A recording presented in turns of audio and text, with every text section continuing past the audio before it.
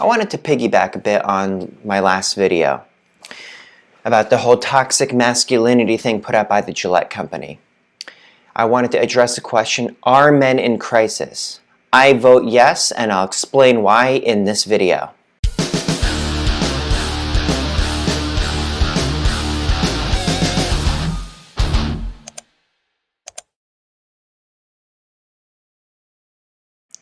So if you haven't watched the video that was put out by Gillette about toxic masculinity called We Believe, I suggest you do so right now so that what I say is going to make some sense to you. And just in case you are new to the channel and you are unfamiliar with who I am, my name is Eric Moss and I'm a world record holding steel bending strongman motivational speaker, personal trainer, personal achievement coach, etc., etc. Basically, for that first one, if you're unfamiliar with what I'm talking about, I perform feats of strength as part of a live show in the traditions of the strongmen that were around during the turn of the century in vaudeville and in circuses and that sort of thing. Here's a quick video montage to show you what I'm talking about. Well, I am glad to finally get that off.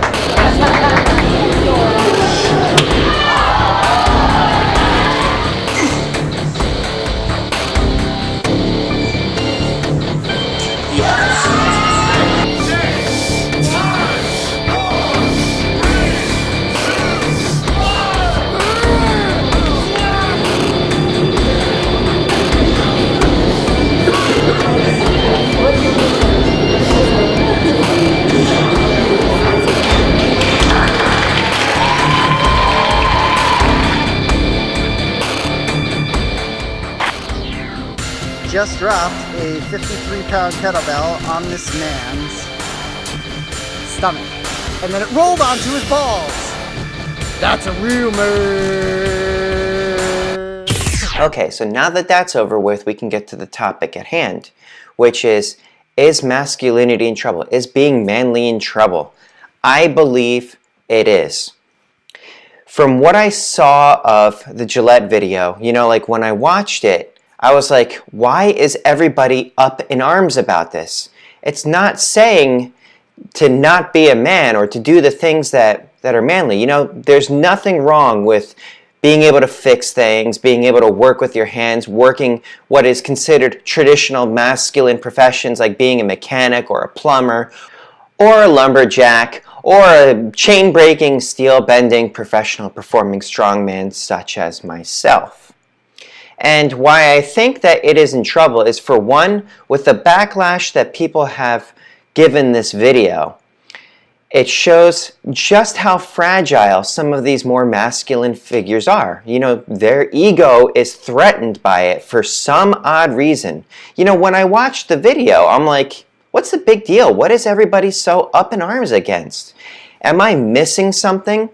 If you think I'm missing something, please tell me in the comments below so I can try to figure out what it is that I am missing. And the reason that I think it is in trouble is because I think there is a mistake about what it takes to be a man, what is considered manly.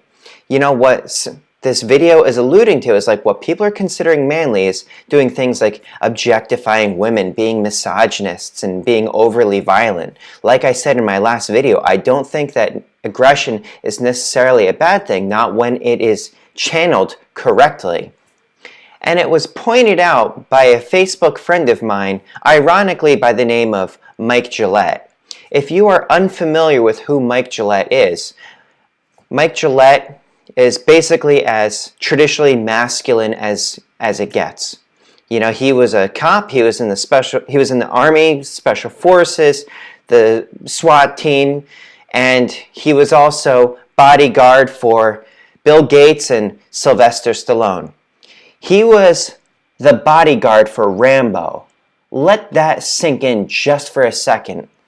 Now, I happen to have met Mike Gillette when we shared the stage at the Strongman Spectacular.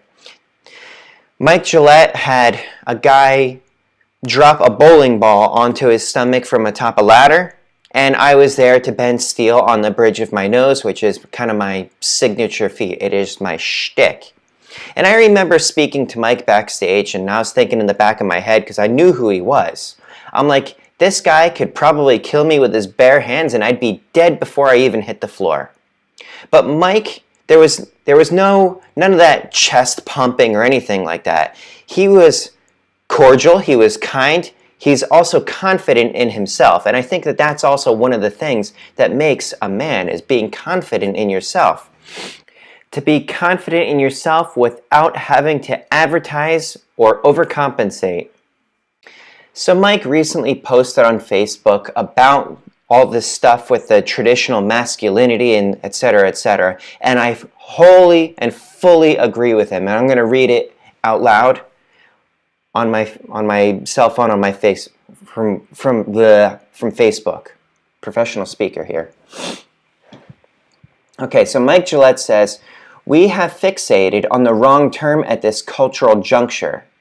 Masculinity is merely a descriptor, a term that speaks to superficial generalities. It doesn't go nearly deep enough, because it doesn't speak to character. We don't have a masculinity crisis. We have a character crisis. Boys playing at being men, males who've reached biological maturity but don't know how to be men, because they were never taught. But what does it even mean to be a man?